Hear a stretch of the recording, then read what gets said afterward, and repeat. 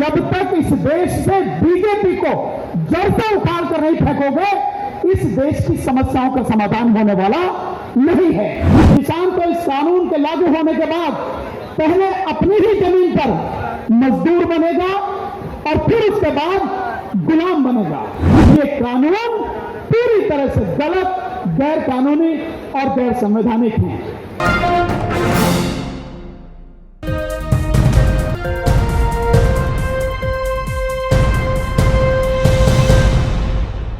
जब भाईचारे की बात होती है तो केवल 4 ही नाम लिए जाते हैं, हिंदू, मुस्लिम, सिख और ईसाई। तो भाई आप बौद्धों को क्यों छोड़ देते हो? इस देश में तो बौद्ध भी रहते हैं। आप जैनियों को क्यों छोड़ देते हो? इस देश में तो जैनी भी रहते हैं और पारसी भी इस देश में रहते हैं, उन्हें क्यों छोड़ देते हो? नारा कुछ ऐसा बनाओ ताकि सारे के सारे उस नारे में शामिल हो जाएं, कोई छूटे नहीं। एक बात। दूसरी बात, अभी गाना भी चल रहा था, उसमें आई 36 कौमें। 36 कौमें थोड़ी है इस देश में। इस देश में 6,743 कौमें हैं। 6,743। ये 36 कौमें करोगे तो बाकी तो रह जाएंगे, 6,700 तो रह जाएंगे, उससे ज्यादा रह जाएंगे।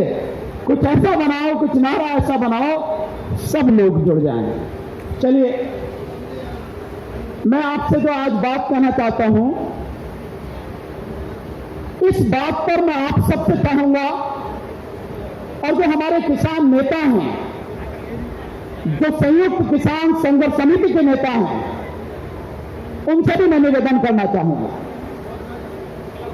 पश्चिम बंगाल में इस समय चुनाव चल रहा है, हमारे किसान नेता वहां पर गए हैं।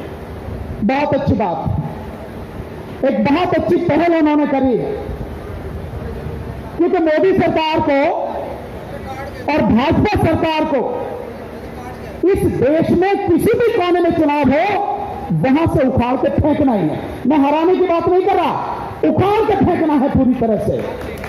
तो बहुत अच्छी बात है आप वहां गए हैं, लेकिन एक बात और आपको समझने की जरूरत है कि क्या आप इस देश में जो वर्तमान चुनावों की व्यवस्था चल रही है, इसी से बीजेपी को उखाड़ के फेंक पाएंगे?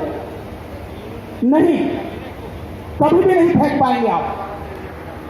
इसको समझने की जरूरत है, और समझने की इसलिए जरूरत है कि जब तक इस देश से बीजेपी को जड़ से उखाड़ कर नहीं फेंकोगे, इस देश की समस्याओं का समाधान होने वाला नहीं है। ये समस्याएं किसी न किसी रूप में, कभी इस तरह से, कभी उस तरह से, कभी इस कानून से, कभी उस कानून से हमारे सामने आती ही रहेंगी। ये इस तरह के लोग हैं, इसलिए इन्हें सत्ता से पूरी तरह से उखाड़ के फेंकना है। मैं पहले दिन से ये बात कहता हूं, अब ये बात किसान नेता और आप लोग भी ये कहने लगे हैं, लेकिन इसे उखाड़ के फेंकना है तो एक चीज को और उखाड़ के फेंकना है, और वो है ईवीएम, जिसे मजाक में लोग कहते हैं एवरी वोट फॉर मोदी। यही कहते हैं ना, ईवीएम। जब तक इसको उखाड़ के नहीं फेंकोगे, तब तक मोदी सरकार को उखाड़ के नहीं फेंका जा सकता, या यूं कहो कि बीजेपी सरकार को उखाड़ कर नहीं फेंका जा सकता। इसलिए ईवीएम को उखाड़ के फेंकने का आंदोलन भी शामिल होना चाहिए। पहले भी कहा था, आज फिर कह रहा हूं, और आज इसलिए कह रहा हूं कि जब हमारे किसान नेता बीजेपी को हराने के लिए, उसको नेस्तनाबूद करने के लिए चुनाव में कूद ही चुके हैं, तो फिर ईवीएम से दूर क्यों रहा जाता है? फिर ईवीएम को भी शामिल क्यों नहीं किया जाता? इसको शामिल करना चाहिए। दूसरी बात साथियों, ईवीएम को इसलिए भी करना चाहिए, मैं आपसे केवल सरकार की बात नहीं, हमारे अधिकारों का हनन हो रहा है। बहुत अजीब सी बात है कि एक मशीन, जिसको हमारे देश की सुप्रीम कोर्ट भी ये कहती है कि इस मशीन से साफ सुथरा, निष्पक्ष और पारदर्शी चुनाव नहीं होता। 8 अक्टूबर 2013 को सुप्रीम कोर्ट ऑफ इंडिया ने एक जजमेंट पास किया सुब्रमण्यम स्वामी बनाम इलेक्शन कमीशन ऑफ इंडिया, उसमें 27वें पैरे में यह बात कही सुप्रीम कोर्ट ने कि ईवीएम से free, fair and transparent election नहीं हो सकता। तो होना तो यही चाहिए था कि सुप्रीम कोर्ट को उसी दिन ईवीएम को खत्म कर देना चाहिए था, क्योंकि जब आप मान रहे हैं कि जिस मशीन से चुनाव हो रहा है वो मशीन ठीक नहीं है, उससे साफ सुथरा इलेक्शन नहीं हो सकता, फिर आप उसकी अनुमति क्यों दे रहे हैं? लेकिन सुप्रीम कोर्ट ने नहीं किया। इन्हीं सारी चीजों से पता लगता है कि सुप्रीम कोर्ट भी कहीं ना कहीं सरकार के लिए और सरकार के हिसाब से काम करती है, सरकार के साथ मिलकर काम करती है। तो एक गलत मशीन, जो गड़बड़ी वाली मशीन थी, उसके साथ में दूसरी मशीन जोड़ दी। इसका मतलब यह है कि जो आज चुनाव हो रहा है उसमें जो दो मशीन इस्तेमाल हो रही है, ईवीएम और वीवीपैट, उनमें एक मशीन गलत है, यानी ईवीएम गलत है, ऐसा सुप्रीम कोर्ट मानती है। तो इसका मतलब यह है कि इलेक्शन आपका गलत हो रहा है, सही नहीं हो रहा। लेकिन अब अगर आप सुप्रीम कोर्ट में जाते हो तो सुप्रीम कोर्ट इस मसले पर सुनने को भी तैयार नहीं है। इसलिए किसान आंदोलन के साथ साथ इन कानूनों को वापस लेने के साथ साथ ईवीएम के खिलाफ भी आंदोलन हमको चलाना पड़ेगा। और मैं आपसे एक बात कहना चाहूंगा, आगे बेशक इस आंदोलन के साथ में ना जुड़े, क्योंकि जो हमारे नेता करेंगे फैसला उनका फाइनल होगा, ये मेरा विचार है। लेकिन जो हमारे नेता करेंगे उनका जो फैसला होगा, हम उस फैसले पर पूरी तरह से अमल करेंगे। उस फैसले से इधर उधर हमारी किसी बात का कोई मतलब नहीं है। हम उनके फैसले को सम्मान देते हुए उसी पर अडिग रहेंगे। लेकिन ये मेरा सुझाव है। पर एक बात मैं आपसे कहता हूं, ये किसान आंदोलन से आगे की बात है। अगले साल 2, 3, 4 जगह पे चुनाव हो रहे हैं। पंजाब में 2022 में, फरवरी मार्च में, और उत्तर प्रदेश में। अगर इस ईवीएम को सरकार खत्म नहीं करती है तो मैं आपसे इतना तो निवेदन कर ही सकता हूं, कम से कम जो ताकत आप यहां दिखा रहे हैं वही ताकत आने वाले पंजाब के चुनाव में दिखाएं। और किसी भी हालत में पंजाब में चुनाव ना होने दें ईवीएम से। हम कोशिश करेंगे उत्तर प्रदेश में भी ना हो, लेकिन कम से कम आपसे उम्मीद है आप ये कर सकते हैं कि पंजाब में ईवीएम से चुनाव विधानसभा का न होने दें। वहां रुक गया तो पूरे देश में रुकने की उम्मीद होगी। अब दूसरी बात मैं जो आपके बीच में रखना चाहता हूं, साथियों, ये जो कानून है निश्चित रूप से बहुत ही खतरनाक कानून है।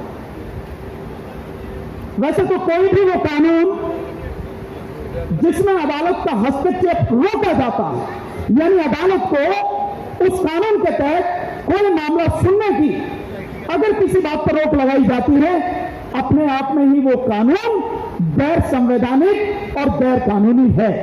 तो सुप्रीम कोर्ट को इसी बात पर खत्म कर देना चाहिए था, किसी और चीज की जरूरत नहीं थी। अगर सरकार सही है और सरकार कहती है कि ये कानून सही है, तो अदालत में अगर कोई इस मसले को लेकर चला जाए, यानी इस कानून के तहत अगर कोई विवाद होता है व्यापारी में और किसान में, वो अदालत जाए, इससे सरकार को दिक्कत क्या हो सकती है?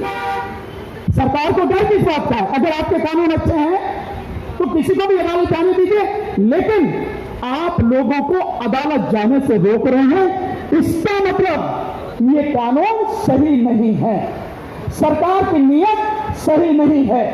और दूसरा, इसी कानून के तहत जो एग्रीमेंट वाला कानून है, यानी कॉन्ट्रैक्ट फार्मिंग का कानून है, उसकी धारा 18 में जो लिखा गया है कि अगर कोई भी अधिकारी राज्य सरकार का या केंद्र सरकार का या एसडीएम, एडीएम या डीएम इस कानून के तहत कोई भी फैसला देता है, उसके खिलाफ कोई कार्रवाई नहीं होगी, कोई भी सिविल सूट फाइल नहीं होगा, कोई भी क्रिमिनल केस फाइल नहीं होगा, किसी भी तरह की कानूनी कार्रवाई उसके खिलाफ नहीं की जाएगी।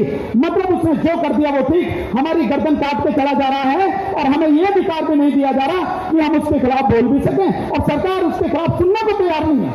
इसका मतलब यह है दाल में कुछ काला है, और यहां तो दाल में काला नहीं है, यहां तो पूरी दाल ही काली है। इसलिए ये कानून पूरी तरह से गलत, गैर कानूनी और गैर संवैधानिक है। लेकिन साथियों, इस कानून का जो असर है, वो असर केवल किसान पे नहीं पड़ेगा, किसान तो तबाह होगा, किसान तो इस कानून के लागू होने के बाद पहले अपनी ही जमीन पर मजदूर बनेगा और फिर उसके बाद गुलाम बनेगा। और जिस दिन किसान अपनी जमीन पर मजदूर बन गया तो जो करोड़ों की संख्या में मजदूर हैं वो कहां जाएंगे? इसका मतलब मजदूर खत्म होंगे। और जब मजदूर खत्म होंगे तो कितनी बड़ी संख्या मजदूरों की है, गरीबों की है, इसका अंदाजा आप लगा सकते हैं। क्योंकि सरकार ने 2013 में इस देश के गरीबों के लिए कानून बनाया कि उन्हें घर पे रोटी मिल सके, उन्हें खाना मिल सके, जिसको हम नेशनल फूड सिक्योरिटी एक्ट बोलते हैं। और उसमें कहती है सरकार, इस देश में 82 करोड़ लोग गरीब हैं। सभी अहम खबरों के लिए न्यूज़ MX को सब्सक्राइब करें, साथ ही बेल आइकॉन को जरूर दबाएं। लाइक, शेयर, कमेंट करना ना भूलें।